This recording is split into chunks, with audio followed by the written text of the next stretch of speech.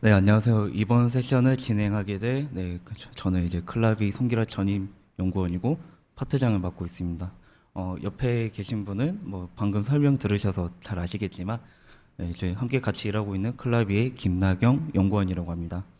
네, 이번 세션에서는 이제 저희 사내에 있는 그 챗봇 솔루션이 클라리오에 대한 그런 역사와 어떻게 구축되어 있는지에 대한 설명, 그리고 이런 AI 서비스들을 만들다 보면은 좀 큰 난제라고 생각이 되는 멀티턴에 대해서 좀 어떻게 해소하고 있는지 그거에 대해서 설명드리도록 하겠습니다. 네. 2023년 때도 저희는 그 모두콘을 참여했었었는데 그때는 뭐 제가 이렇게 연사로 나온 건 아니었고 저기 밖에서 보이는 것처럼 기업 부스를 운영하고 있었습니다. 22년도에도 모두콘을 참여했었었는데 그때 좀 한 가지 좀 다짐이 있었습니다. 언젠가는 좀 이 무대에 좀 서보고 싶었다. 네. 근데 이제 그 소원을 지금 오늘 이루게 되어서 저에게는 참 뜻깊은 자리라고 말씀드리겠습니다. 네, 저 또한 이 자리에 오게 되어서 너무나 감사드리고 있고 오늘 클라비에 저희가 그리고 무엇을 하고 있는지 다양하게 소개드리는 시간 가지면서 조금이나마 도움이 되는 시간이 되었으면 좋겠습니다. 그래서 우선 진행하기 앞서 저희 회사와 팀에 대해서 조금 설명을 드리고 가는 게 좋을 것 같은데요. 일단 클라비라고 하는 저희 회사는 AI 전문 기업으로서 기업들의 다양한 고객들과 AI 서비스를 구축하고 디지털 전환을 위해서 다양한 사업을 진행하고 있습니다. 그래서 여기 아래 보이시는 것과 같이 80개 이상의 레퍼런스를 현재 쌓아오고 있고요. 2022년 7월 처음 설립한 이후 동아사이언스의 과학동화 에어와 같은 과학과 수학 전문 기반의 답변을 해주는 챗봇, 그리고 현재는 국가 데이터처로 이름이 바뀌었지만 통계청의 통계 검색 챗봇 등 다양한 흔히 알고 계시는 챗봇과 같은 서비스뿐만 아니라 AI가 사용되는 모든 서비스 전반을 함께 개발하고 있습니다. 그래서 저희 팀은 이제 AI 옵스 팀이라고 하는데요. 클라비의 AI를 모두 담당하고 있는 가장 주력이 되는 팀이라고 할 수 있겠습니다. 저희는 여기 계신 기랑님과 저를 포함해서 총 8명으로 구성되어 있고요. 여기 사이에도 저희 팀원분들이 몇 분 숨어 계시는데 여기서 저희 사진을 혹시 찾으실 수 있으실까요? 저희가 직접 각자가 만들었었던 건데 네. 저희 팀이 좀 특이한 거는 거의 다 모두의 연구소와 연이 조금씩 있다는 점인데요. 많은 분들이 이제 아이펠 출신이시고 혹은 모델 연구소에서 랩 활동을 조금이나마 하셨던 분들이라서 모델 연구소의 분위기가 그런 것처럼 서로 배우고 그다음에 서로에게 아낌없이 나누는 그러한 팀 문화가 저희의 특징이라고 생각을 합니다. 그래서 저희 AI옵스 팀이 어떻게 일하고 무엇을 고민하고 일을 어떻게 헤쳐나가는지가 사실 오늘 진짜 말씀드리고 싶은 주제인데요. 그러기 위해서 저희가 어떤 문제사항에 직면해 있는지 조금 설명을 드리고 싶습니다. 크게 여기 3가지가 저희가 지금 많이 고민하고 있는 문제인데요. 처음으로 모순적인 2가지 목표가 있습니다. 바로 속도와 완성도라는 목표인데요. 이제 저희는 빠른 개념 검증을 하는 POC와 그리고 고객의 요구사항을 상세히 담아서 실제 서비스 런칭까지 실행하는 본사업을 모두 수행하고 있습니다. 그런데 이 2가지의 프로젝트 성격이 너무 다르다 보니 이 2가지를 둘 다 실행해야 하면서도 속도와 완성도라는 그 균형 사이에서 항상 고민을 많이 하고 있는 부분입니다. 다음에 또 하나의 특징이 HCX라는 네이버의 하이퍼클로바 X 모델만을 사용한다는 점인데요. 이제 저희 고객사들 중에 공공기관이 많다 보니 보안상의 문제 등으로 다른 뭐 챗GPT, 오픈 AI 모델이나 아니면은 클로드 모델들 다른 모델들보다는 하이퍼클로바를 중심으로 사용하게 되는 기술적 제약이 존재하는 편입니다. 그리고 마지막으로 이제 도메인이 한정되지 않고 저희가 정말 다양한 도메인에 대해서 프로젝트를 수행하고 있거든요. 교육이나 금융, 그리고 이제 아까 말씀드렸던 통계청과 같은 그런 통계와 관련된 도메인을 새로 배우기도 하고요. 그 다음에 또 각 공공기관들의 정책 지원 사업이 무엇이 있는지 이러한 것들을 설명해주는 챗봇에 대한 서비스도 진행하고 있어서 정말 한계없는 도메인을 경험하고 있는 편입니다.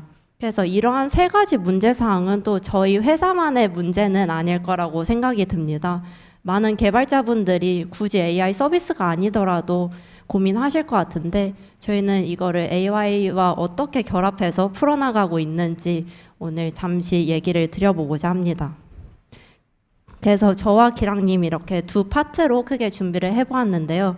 먼저 저는 저희의 공통 개발 모듈이자 앞에서 말씀드린 세 가지 문제들을 해결하고자 노력하고 있는 그런 노력하고자 그래프로서 그를 도입한 클라리오라는 공통 모듈을 조금 소개를 드릴 거고요. 이를 기반으로 다양하고 다이나믹한 멀티턴 로직을 작성하셔서 섬세한 멀티턴을 구축하신 기랑님의 얘기를 조금 소개드리고자 합니다. 그래서 클라리오라는 것은 저희가 처음 회사를 설립하고서부터 AI 서비스를 시작하고 계속 끊임없이 진화해온 모듈입니다. 처음 모듈이 만들어지게 된 것은 어쩔 수 없는 선택에 가까웠었는데요. 이제 프로젝트가 많아지고 조직이 커지다 보면은 우리가 흔히 스파게티 코드라고 하는 그런 코드가 구성되게 됐는데 이런 코드를 최대한 피하기 위해서 저희 팀장님께서 탄탄하게 기반을 다져오셨고요. 그다음에 근데 이제 여기서 생각이 드는 게 랭체인이나 크류에이 같은 이미 나와 있는 공통 모듈이 있는데 왜 굳이 만들었을까 하는 생각이 드실 수도 있을 것 같아요. 근데 이때 당시에는 이 랭체인이나 크류에이에서 HCX를 지원하지 않았기 때문에 어쩔 수 없이 저희가 할 수 있는 최선을 다하는 것은 직접 공통 모듈을 만드는 것이고 그 후에 작년 말쯤에 이제 HCX가 처음 랭체인에서 지원이 되기 시작하고 올해 들어서 이제 랭그래프를 함께 도입을 하여서 업그레이드를 시킨 게 이제 클라리오 버전 4입니다. 버전 4부터는 제가 중심적으로 개선을 진행하고 있고 오늘 말씀드릴 내용도 이 V4를 어떻게 개선해 왔나에 대한 얘기입니다. 그래서 V4의 개발 철학을 그냥 한 문장으로 소개하자면 가장 기본이 되는 것을 정의하고 이를 유연하게 디자인하자입니다. 조금 추상적인 말로 들리실 수 있을 것 같은데요. 그래서 뒤에서 이제 기본이 무엇일까 그리고 유연하게 디자인한다는 게 무엇일까에 대해서 소개를 드리고자 합니다. 그래서 가장 먼저 기본이라고 생각한 것은 이 네 가지 패턴입니다. 저희가 개발하는 서비스는 이제 어떠한 자료를 찾아서 그 자료를 기반으로 LLM에게 이 질문에는 이러한 자료를 기반으로 답변해 주면 돼가 모든 저희 서비스의 근간이 되는 개념이 될 텐데요. 이를 구현하기 위해서는 또 매우 다양하고 복잡한 로직이 필요합니다. 더군다나 저희는 이제 도메인도 특정되어 있지 않고 그리고 고객의 요구사항도 다양하다 보니 다양한 방면의 로직으로 접근하게 되는데 결국은 이 모든 로직들이 여기 앞에 보이시는 네 가지 로직으로 수렴이 되고 이 네 가지 로직의 조합으로서 만들어질 수 있기 때문에 이 네 가지 패턴을 미리 정의를 해놓고 이 패턴을 적절하게 잘 사용하는 것에 대한 구현이 바로 클라리오가 됩니다. 그래서 우선 시퀀셜 패턴 같은 경우에는 가장 단순하게 작업을 순차적으로 잇는 패턴입니다. 그리고 밸리데이션 같은 경우에는 앞의 결과를 한 번 더 검증해서 이 결과가 제대로 된 결과인지 확인을 한 다음에 제대로 되었다고 생각하면은 그 다음 작업으로 넘어가고 무언가 수정이 필요하다 하면은 다시 돌아가는 그러한 패턴입니다. 그리고 패러렐 같은 경우에는 병렬적으로 실행하는 패턴이고요. 마지막 슈퍼바이저는 이제 의사 결정을 하는 슈퍼바이저라는 중심 모듈이 있고요. 이 슈퍼바이저가 다음에 어느 작업을 진행할지 결정하는 그러한 패턴입니다. 그리고 또 하나의 기본이 이제 LLM 모델 그 자체가 될 텐데요. 저희가 사용하는 것들은 아까 HCX라고 언급을 드렸고, 이 HCX 같은 경우에는 지금 003부터 007까지 새로운 모델이 계속 출시되고 있는 상황이고, 그다음에 싱크 모델로 대표되는 추론 모델이나 대시 모델과 같은 다양한 모델들이 끊임없이 나오고 있기 때문에 이 모델들을 즉시 적용을 해야 하는 상황입니다. 더군다나 고객사들 측에서도 이제 새로운 모델이 나오면은 당연히 적용해 주세요 하는 게 요구 사항으로서 많이 들어오기 때문에 이를 잘 적용하기 위해서 클라리오에서는 HCX를 정의를 하고 있고요. 더군다나 하나의 서비스 안에서도 이 모델들이 다양하게 사용이 됩니다. 단일 모델만 사용하게 된다면은 참 개발이 편하겠지만 조금 복잡한 추론이 필요한 곳에서는 싱크 모델을 사용하고 뭔가 간단하게 끝내야 된다 하면은 003 모델이나 대시를 사용하는 등, 그리고 이제 QPM이나 TPM 같은 그러한 리미테이션과 같은 문제를 고려한다면은 다양한 모델을 사용하는 것이 좋기 때문에 이 모델이 하나의 서비스 안에서 같이 사용이 되고요. 그래서 저희는 코드를 일관적으로 유지해서 최대한 개발자가 손을 덜 탈 수 있도록, 코드 수정을 덜 할 수 있도록 하고자 하였습니다. 다음에 이제 기본을 정의했으니 여기에 유연함이 얹어지는데요. 이 유연함은 어디에서 필요한 것일까라고 생각을 해보면 일단은 프로젝트마다 다른 요구사항이라는 점 때문에 가장 크게 필요로 합니다. 모든 요구사항에 맞춰서 코드를 처음부터 새로 짤 수는 없으니 어느 정도 정의는 되어 있어야 되는데, 그렇다고 해서 너무 크게 단위를 잡아서 정의를 하다 보면은 세부적인 요구사항을 모두 적용할 수 없기 때문에 이러한 유연함이 필요한 거고요.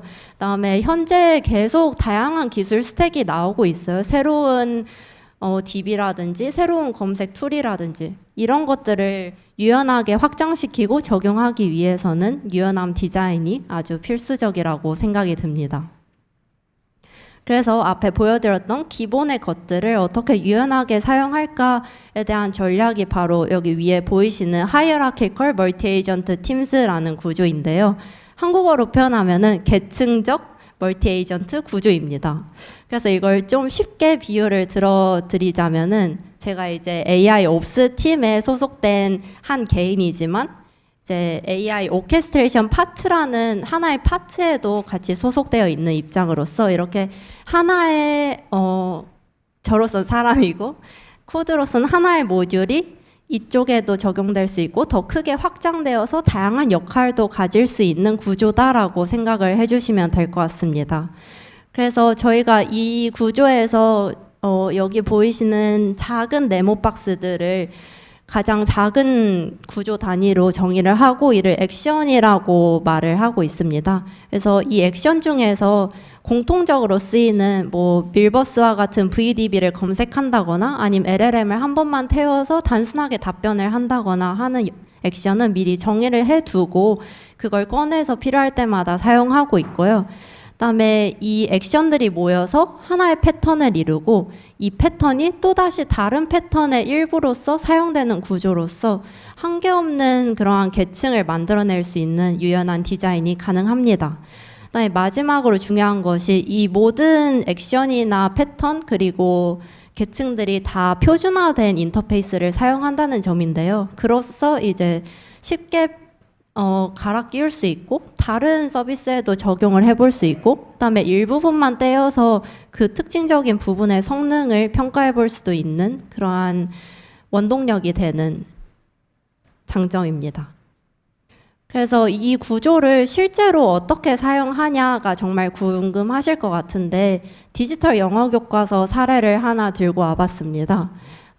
이게 영어 교과서이다 보니 보통은 얘가 답변을 잘 하는가, 정확한 사용자의 의도에 맞춰서 답변을 하는가도 물론 중요하지만 그것보다는 답변하지 말아야 할 것을 답변하지 않도록 만드는 게 정말 중요한 프로젝트였습니다.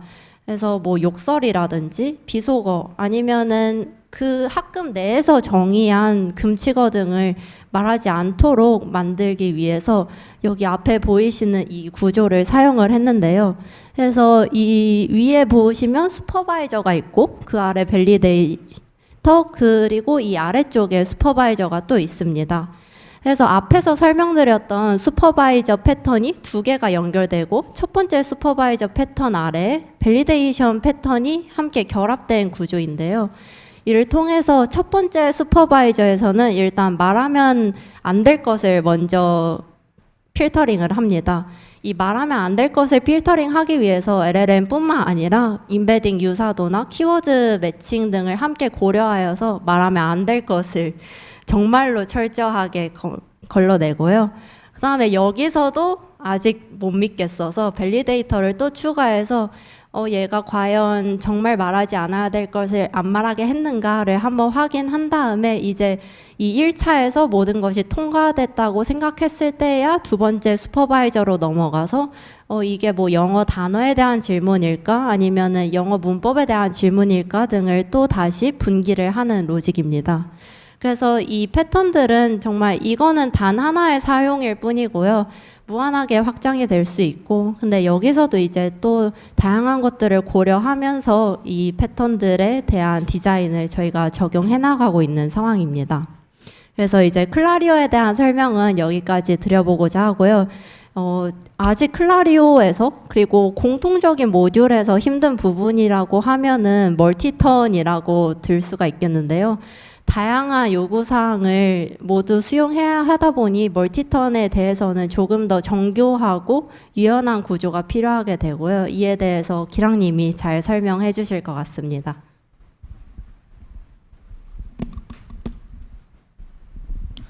네, 이어서 바로 멀티턴에 대해서 저희 현재 클라비에서 좀 연구를 해본 그 내용들을 설명을 드리도록 하겠습니다.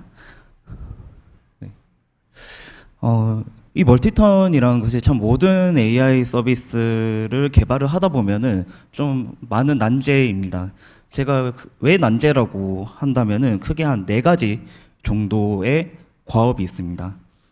첫 번째는 이제 대화 이력 맥락 기억인데, 유저는 계속 사용을 하고 있고 대화 이력과 히스토리들이 남아 있습니다. 그럼 여기서 얼마나 대화 이력을 계속 사용을 해야 될지가 중요하고요. 두 번째 같은 경우는 이제 유저 즉 발화자의 목적 추론이라고 할 수 있습니다. 이어지는 대화에서 그러면 유저가 새로운 질문을 계속할 때 이거는 이전 데이터를 또 써야 되는가 아니면은 또 새로운 데이터를 탐색해야 되는가의 문제가 있고요. 그리고 세 번째는 이제 불필요한 정보 제거입니다. 이거를 말씀드리는 이유는 저희가 사용하는 모든 LMM은 컨텍스트 즉 메시지가 데이터가 많이 들어갈수록 길어질수록 점점 성능이 저하되는 문제가 있고요. 네. 마지막은 이제 뭐 너무 추상적인 개념이라든지 아니면은 한 번에 단일 질의로 도저히 답변을 할 수 없는 그런 상황에 대해서 재질의를 어떻게 적용할 것인지의 관점입니다. 네. 컨텍스트가 길어질수록 뭐 성능이 낮아진다는 것은 너무나 많은 논문에서 다 이렇게 언급을 하고 있고 저도 그냥 눈에 확 튀는 논문이 하나 있어서 네, 이 부분에 대해서만 그냥 간단하게 언급을 드리도록 하겠습니다. 해당 논문에서는 그러니까 단순히 입력이 점점 길어진다는 사실만으로도 성능 저하가 발생한다라고 했고요. 저는 그런 LMM의 이러한 취약점을 어떻게 보완할까라고 생각을 했을 때 모든 대화 이력을 쓴다기보다는 필요한 대화 이력, 즉 정보만 발췌해서 사용할 수 있어야 된다라는 관점을 제시하려고 합니다. 네. 제가 실제로 개발을 했던 그 서비스 중에서 도서 큐레이션 AI 서비스가 있는데 여기 왼쪽에 보시는 것처럼 대화 이력 내에서 예를 들어서 뭐 데미안, 아몬드, 뭐 한강의 채식주의자 이런 도서들이 다 답변에 나왔었고 그럼 여기서 필요한 대화 이력만 저는 추출을 하기 위해서 클로바X의 리랭커를 사용했습니다.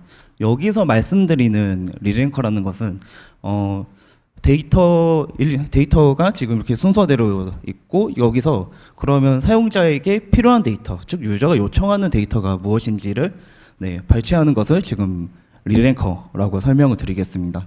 그럼 만약에 유저가 나는 한강 저자의 다른 책도 더 보고 싶다. 아니면은 뭐 채식주의자와 유사한 책을 찾고 싶다라고 했을 때는 대화의 이력에서 보시는 것처럼 채식주의자 한강이라는 이력을 계속 LLM은 가져가는 거고요.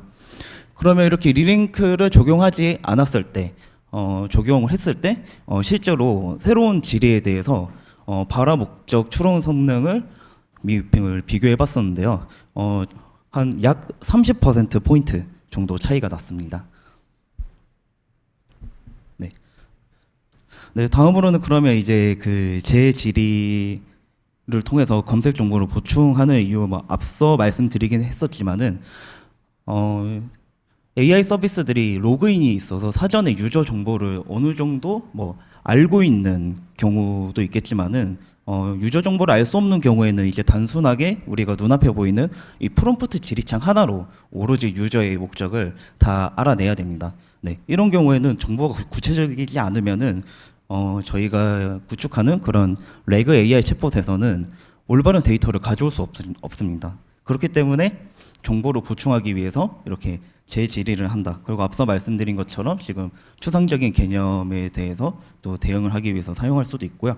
마지막으로는 그러니까 말씀드린 것처럼 그러니까 잘못된 에이전트 분기 방지인데, 그러니까 추가적으로 정보를 수집을 했을 경우에는 이게 충분히 답변이 가능했을 그런 질의들이 만약에 답변을 할 수 없다라는 그런 에이전트로 분기 방지를 해서 정확성을 향상을 할 수 있다라고 말씀드리겠습니다.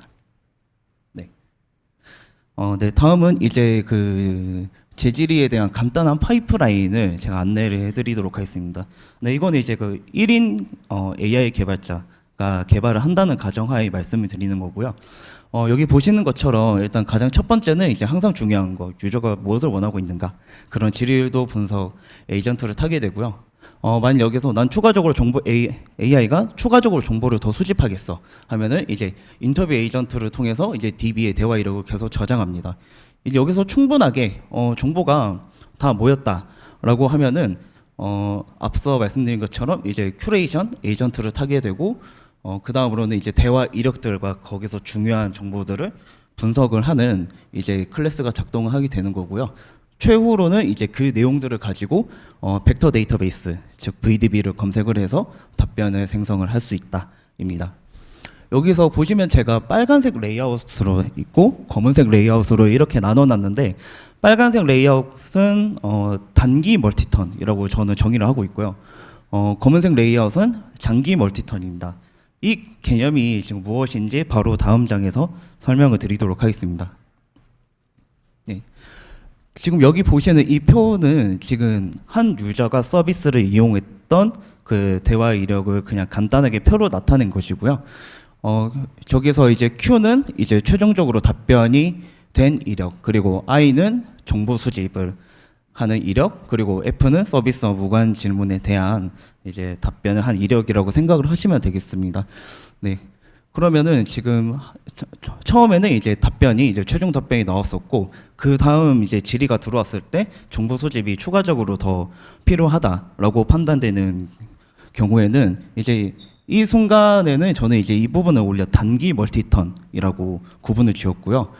그러면 단기 멀티턴이 종료된 이후에 다시 또 최종 답변이 나왔다고 하고, 이제 그 다음에 또 다시 이제 단기 멀티턴 진행되고 또 최종 답변이 나오고, 이 모든 대화 이력은 또 장기 멀티턴이라고 저는 개념을 구분 지었습니다. 네. 이상 발표를 마치고 들어주셔서 너무 감사합니다. 이제 Q&A 시간을 가질 거고요. 만약에 이 Q&A 시간 때 해소가 안 된 부분이 있다면은 해당 링크드인으로 메시지 보내주시면 되겠습니다.